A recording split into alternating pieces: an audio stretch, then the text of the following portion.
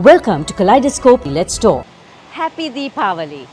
Deepavali or Diwali as it is known is an amazing celebration of triumph of good over evil, and it always happens on a no moon night.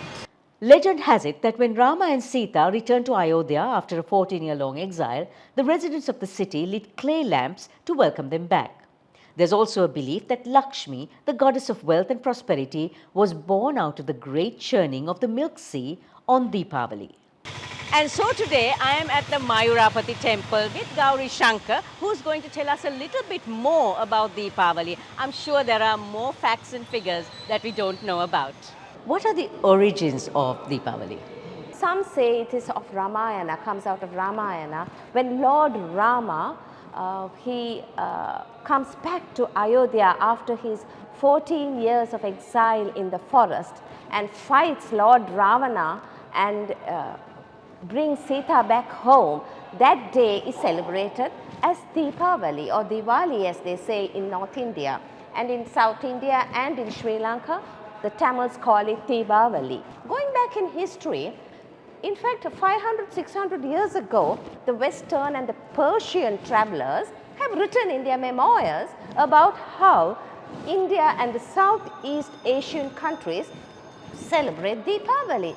So the origin is so deep, so far away from us, but still celebrated with so much vibrancy. So what is Sri Lanka's history with Deepavali?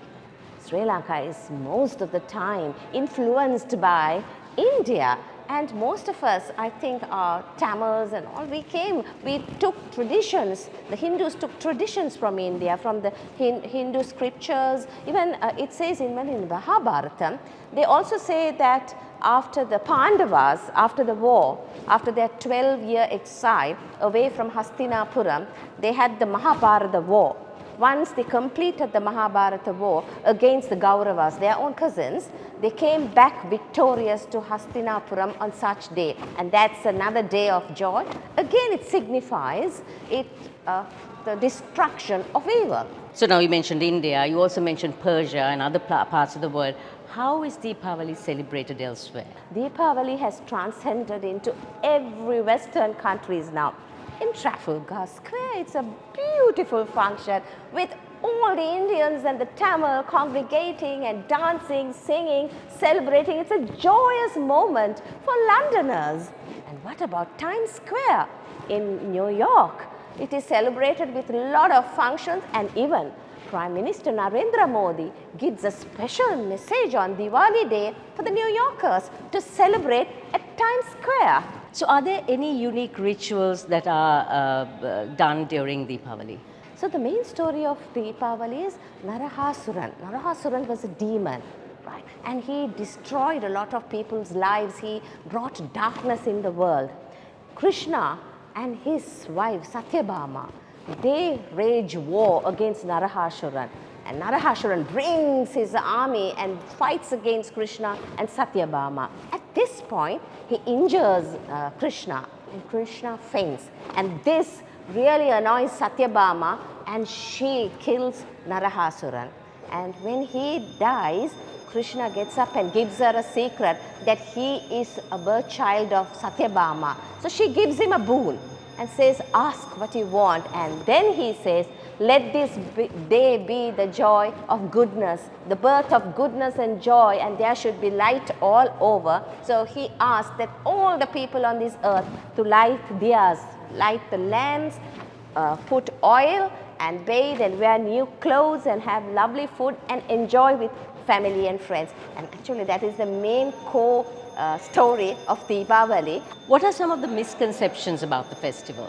People will say, there is, people sometimes eat lovely food, they even cook meat sometimes because it's a joyous moment. So it's not naturally, it's not a vegetarian day like Pongal and other Hindu festivals. But it's a joyous moment. It's to remove all evil from your heart.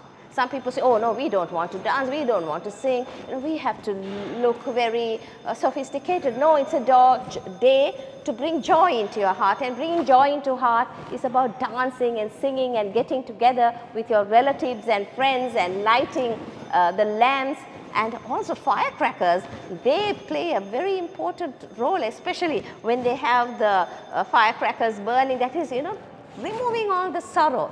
So light brings joy, and the firecrackers remove all sorrow and dark feelings in us. Any lesser known facts about Deepavali? Deepavali comes with the lunar movement, the movement of the moon, the waning moon, Amavasai we call it. So the last day of the waning moon and the new moon is going to come. That's the day Deepavali is celebrated. And with the new moon, new life starts, new joy, new hopes, new future. That is one of the significance of Amavasai on the month of October, Aipasi. And this is something that a lot of people don't know. And again, these months are months where the earth is far away from the sun. There's a little low activity in our body. We feel a little depressed, or the mind is a little low, the body flow is not there. So by bringing all these kind of festivities, we come out of depression, low mind, and our body is activated, we don't slow down. Varanasi, they claim that Shiva and Parvati come on this particular Amavasa day to bathe in the Ganges. So they decorate the Varanasi river Ganga with flowers and lamps. It's a beautiful sight on Diwali day at Varanasi. So we changed our location a bit here, Gowri, to have the backdrop of this beautiful door in the Kovel. So why do you think the allure of Deepavali hasn't diminished over the years? It hasn't diminished because people are becoming more conscious of the importance of joy, and we have to get rid of the evil thoughts in our hearts. People are looking for a reason to party too. The younger generation is very vibrant about it. They have these dandiyas and a lot of gatherings. Even our association, even Sri Lanka Tamil Women's Union and the Kalale School, we celebrated it last Saturday. And so it's an occasion for us to get together and put away all the evil thoughts or unkind thoughts, the darkness in our mind. So it gives us an opportunity to appreciate one another, to appreciate what God has given us, the beautiful life. So people are becoming more conscious of the importance of bringing light into our lives. So you know how traditions over the years becomes modified to suit modern times. Has that happened with Deepavali? We have to embrace change.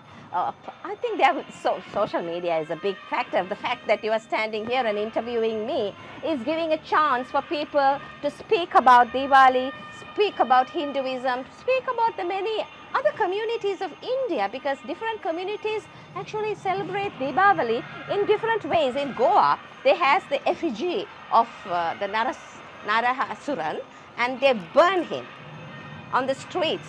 And people are joyous when the flames go up with the effigy. They are jumping with joy that they killed evil. So this is a big event, and it is celebrated on the streets, decorated beautifully. Singapore, little India, turns into a real festivities and shows the actual core of Deepavali. So it is catching up, and I'm so glad about it. Gowri, non-Hindus, how can they celebrate but celebrate respectfully? Non-Hindus are joining us in every corner, every aspect of Deepavali. I have my friends coming home, having a good meal, having a good laughter, listening to music. So non-Hindus are looking at the fact, okay, we want to celebrate Deepavali, it is so vibrant. And also, if you look at the economy, it has an effect on the economy. People start shopping, they buy new clothes, they buy new utensils, jewelry. It's also coming to jewelry. It's a day of Mahalakshmi also, celebrating Mahalakshmi, the goddess of wealth. So a lot of people buy new jewelry on this day. So it helps the economy as well. So if you go down the jewelry stores, they have decorated to welcome their customers.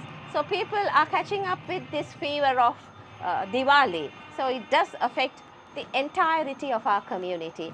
Not just Hindus, it's a tradition to celebrate, to be happy. There is no race, religion or creed. Thank you, Gowri. May the light be with you. Thank you, Savitri. It's a very good thing that you are bringing Diwali into our hearts and into our communities. And I wish you good luck. Kaleidoscope is on YouTube, Facebook, Instagram and LinkedIn. So remember, subscribe, like and follow us for more.